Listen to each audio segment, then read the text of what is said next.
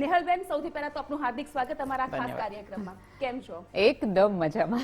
બાળકનો ઉછેર કરવા માટે પણ આપે બહુ જ સારી એવી બાબતો કરી છે, અને ખાસ કરીને જ્યારે એ ગર્ભ યાત્રા હોય છે કે જ્યાંથી બાળકનું અંદર સંસ્કારનું સિંચન થતું હોય છે, તો બાળકનો ઉછેર કેવી રીતે કરવો જોઈએ? કારણ કે આ શો જોનાર વર્ગમાં ક્યાંક એ માતા પણ હશે કે જે પોતાના નવજાત શિશુને લઈને ઘણા બધા સ્વપ્ન પણ જોઈ રહી છે. કેમ નહીં? સાવ સાદી ભાષામાં વાત કરું કે અત્યારે આપણે નક્કી કરીએ કે મારે અહીંથી મુંબઈ જવું છે, બરાબર? તો મારે ટ્રેનમાં જવું છે, ફ્લાઇટમાં જવું છે, એ નક્કી હોય. મને લોઅર બર્થ જોઈએ છે, એ નક્કી હોય. મને બારીની જગ્યા જોઈએ છે, એ નક્કી હોય. રસ્તામાંથી થેપલા લઈ જઈશ કે નહીં, એ નક્કી હોય. હું કઈ જગ્યાએ ટ્રેન ઊભી રહેશે ત્યાંથી હું ચાલીશ. એક નાની 500-400 કિલોમીટરની યાત્રામાં આપણી આટલી બધી પૂર્વ તૈયારી હોય તો જીવન નામની યાત્રાની તૈયારી આપણે સાવ નહીં કરવાની? આટલું બધું તો કેવી રીતે ચલાવી શકાય? અને જ્યારે તમે સ્વેચ્છાએ નક્કી કર્યું હોય કે તમારા થકી આ પૃથ્વીને તમારે વધુ સુંદર બનાવી છે, બાળકનું અવતરણ તમારા થકી થવાનું છે, ત્યારે તો તમારી જવાબદારી બને છે કે તમે તમારી આખી યાત્રાને વધુ સુંદર બનાવી શકો. આ કોઈ કકડાટનું કારણ નથી. રાધર, હું તો ત્યાં સુધી કહું છું કે બે વ્યક્તિઓ એકબીજાને પ્રેમ કરવાનું ભૂલી જાય ત્યારે ઈશ્વર તમને એક બાળક આપે, એક કારણ આપે એકબીજાને ફરીવાર પ્રેમ કરવાનો, એકબીજાની સામે ફરીવાર જોવાનું. એટલે બાળક જ્યારે આવે ત્યારે સૌથી વધુ, અને એક બાળકના ઉછેરમાં બે માત્ર મા બાપ નથી, હું તો એવું માનું છું આખું ગામ ભેગું થાય ને ત્યારે તમે એક બાળકને મોટું કરી શકો, આખો સમાજ ભેગો થાય. પણ આપણે ત્યાં અત્યારે એવું છે કે કોઈ એક વ્યક્તિની જવાબદારી હોય એ રીતે સંતાન મોટું થઈ જાય. કા માની જવાબદારી છે, કા બાપની જવાબદારી છે. આપણે માનતા જ નથી કે દાદા દાદીનો પણ રોલ છે, કાકા કાકીનો પણ રોલ છે, મામા મામીનો પણ રોલ છે. દરેકનો એક રોલ છે. અને ક્યાંક આપણે અત્યારે બધા રીલ ઉતારવામાં એટલા બધા પડી ગયા છે કે આપણે રોલને ભૂલી રહ્યા છીએ. હવે આ જે કહેવાય ને કે દ્રષ્ટિકોણ આપણો સોશિયલ બદલાઈ ગયો થઈ ગયો છે. સાવ સાચી વાત. એ બચપન ક્યાં છે? એ ગામડાની ગલીઓમાં એ ધૂળ માટીમાં રમીને પતરા ઉપરથી નીચે પડવું કે પછી આંબલી ખાવી કે લીંબુ ખાવું, એ કશું જ નથી રહ્યું. સોશિયલ મીડિયાનો રોલ કેટલો છે? બહુ જ મોટો રોલ અત્યારે સોશિયલ મીડિયામાં આપણે ત્યાં થઈ ગયો છે. આપણી તકલીફ એ છે કે મારી બાજુમાં રહેતી વ્યક્તિનું નામ મને નથી ખબર, પણ 10,000 કિલોમીટર વ્યક્તિ એક જે છે.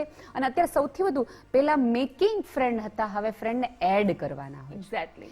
મિત્રો બનાવવાના નથી, તમે ક્યાંકથી લાવો છો. આપણે અજાણ્યા સાથે એકદમ સારા હોઈએ. ફોર એક્ઝામ્પલ, અત્યારે હું એરપોર્ટ પરથી આવું અને કોઈ વ્યક્તિનો મારો પગ ભટકાય તો 3 વાર સોરી કહું. મને 2 વખત ખાલી જગ્યા આપે તો હું થેન્ક યુ કહું. અને એનું આપણા ઘરની વ્યક્તિનો સહેજ પગ ભટકાય તો દેખાતું નથી. 40 વર્ષથી 30-35 વર્ષથી તમારી પત્ની 43 ડિગ્રીમાં તમારી માટે રોટલી બનાવે છે તો તમને એને થેન્ક યુ કહેવાનો વિચાર નથી આવતો. જે દાદાએ પોતાનું આખું વર્ચસ્વ જીવન આપી દીધું અને તમારી માટે આટલું મોટું એમ્પાયર ઊભું કર્યું, તો એની માટે આપણે થેન્ક યુ નથી કહેવાનું. સોશિયલ મીડિયા ઉપર અમિતાભ બચ્ચન છે, આટલો ઉંમરે આટલું બધું કામ કરે છે, એની ખૂબ બધી લાઈક કરીએ છીએ. એના એ દાદા તમારી ઓફિસે આવે તો આપણે એમ કહીએ દાદાને હજી છૂટતું નથી. એટલે એ જુદું છે. આપણે રિયલ લાઈફમાં કંઈક જુદા છીએ, સોશિયલ મીડિયામાં કંઈક જુદા છે. ત્યાં આપણને બધા સારા રૂપાળા જ રહેવું છે. કોઈને એકચ્યુઅલી જેવા છીએ. હું તો અનેક વાર કહી ચૂકી છું કે આપણે ફોટો પાડીએ ત્યારે ફિલ્ટરનો ઉપયોગ કરીએ. હવે એ તો તમારે જ પહેલો ફોટો તો તમારે તમારો જ જોવાનો હતો. તમે જો તમને જેવા છો એક્સેપ્ટ ન કરી શકતા હોય, ફિલ્ટરમાં તમારે રૂપાળા થઈ જવું હોય, તમારા કાળા કુંડાળા કાઢી નાખવા હોય, તો તમે સમાજ પાસેથી કે તમારી હારે રહેતી વ્યક્તિ પાસેથી એવી અપેક્ષા ન રાખી શકો કે તમે જેવા છો એ તમે એમને એક્સેપ્ટ કરે. કારણ કે પહેલી શરૂઆત હું મને મારી જાતને એક્સેપ્ટ કરું તો નહીં થાય. અને બીજું કેવું છે કે અત્યારે આપણે સોશિયલ મીડિયા ઉપર એક સરસ મજાની ઝુંબેશ ચલાવીએ કે વૃક્ષો બચાવો, વૃક્ષો બચાવો, વૃક્ષો બચાવો. તમારા ઘરનું તુલસી 3 દિવસથી પાણી વગરનું છે, તો પહેલા ત્યાંથી શરૂઆત કરો. અત્યારે આપણી ગૂગલ પર શ્રદ્ધા છે, દાદાની વાત ઉપર જરાય શ્રદ્ધા નથી. આપણે એવું માનીએ જ છીએ કે બધી લડાઈઓ ત્યાં થવી જોઈએ. આપણે ડીપીમાં રાષ્ટ્રધ્વજ રાખવું છે, પણ આપણે ટ્રાફિકના રૂલ છે તરત તોડી નાખવા છે. સાચી વાત છે. આપણે તરત જ સ્ટેટસમાં આજે મૂકી દેવું છે કે આ એક મીણબત્તી મૂકી દીધી છે કે આજે આમ ન થવું જોઈએ, આમ ન થવું જોઈએ.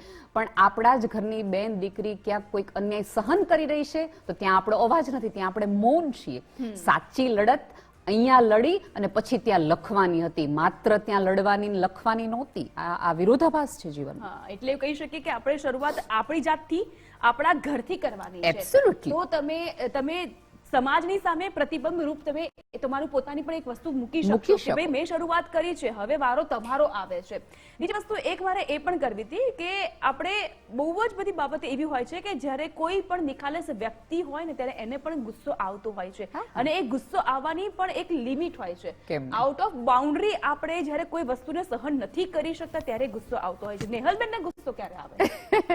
મને ગુસ્સો બહુ જ ઓછો આવે છે, મને દુઃખ વધુ લાગે છે કે મારા બાળકો છે એ બોલી નથી શકતા, કેટલા બધા બાળકો જોઈ શકતા નથી, અને આપણે બધા બે આંખો બધી જ રીતે આપણી બધી ઇન્દ્રિયો સતેજ છે, કામ ચાલુ રહ્યું છે. ઇન્સ્પાઇટ ઓફ ધેટ આપણે જે જોવું જોઈએ એ જોઈ શકતા નથી, આપણે જે કરવું જોઈએ આપણે કરી શકતા નથી, આપણે જે અવાજ ઉઠાવવો જોઈએ તે આપણે ઉઠાવતા નથી. તો મને એમ થાય ઈશ્વરે આપણને દીધેલા તમામ અંગોનો આપણે સાચો ઉપયોગ કરી શકતા નથી. ત્યારે મને દુઃખની સાથે પીડા થાય છે કે તને આંખ આપી છે તો યાર જોવાનું જો ને, કેમ કશું જોતા નથી? તને હાથ અને પગ આપ્યા છે તો સારી જગ્યાએ જા, એવી જગ્યાએ જા જ્યાંથી તને પૃથ્વી વધુ સુંદર દેખાય, ઈશ્વરનો વધુ સાક્ષાત્કાર થાય. તમને મારા બાળકોને જુઓ ને તો તમને સમજાય કે તમારી પાસે આંખ હોવી, નાક હોવું, બોલવું, ચાલવું એ ઈશ્વરની દીધેલી કેટલી મોટી કરુણા છે, પણ આપણે એનો કેવો ઉપયોગ કરીએ છીએ. આ હું જ્યારે જોઉં છું ને ત્યારે મને બહુ દુઃખ થાય છે. ક્યારેક ઈશ્વરને ફરિયાદ કરું, આને દીધી એના કરતાં મારા એકાદ બાળકને દીધી હોત તો આ પૃથ્વીને વધુ સુંદર બનાવત. અને આપણને બધાને ખબર છે આ પૃથ્વીને જેટલા શિક્ષિત અને સાક્ષરોએ બગાડી છે એટલી અભણ કે નિરક્ષર લોકોએ નથી બગાડી. એટલા માટે જ એક કહેવત કદાચિત હશે કે જે આપણને સાચી લાગતી હોય છે કે આપણા વડવાઓ પાસે ભલે ભણતર ઓછું હતું પણ ગણતર સારું હતું, અને એના કારણે જ આપણને આટલા સંસ્કાર મળ્યા છે કે જેથી કરીને પેલું કહેવાય ને ફૂલ નહીં તો ફૂલની પાંખડી જેટલું આપણે આપણું સભ્ય સમાજને બનાવવામાં યોગદાન આપીએ છીએ. તો બસ મોટિવેશન મોર્નિંગમાં આજે બસ આટલું જ. અન્ય વધુ સમાચાર અને સતત અપડેટ માટે આપ જોતા રહો ગુજરાત ફર્સ્ટ, જે છે તમારી સાથે તમારી માટે.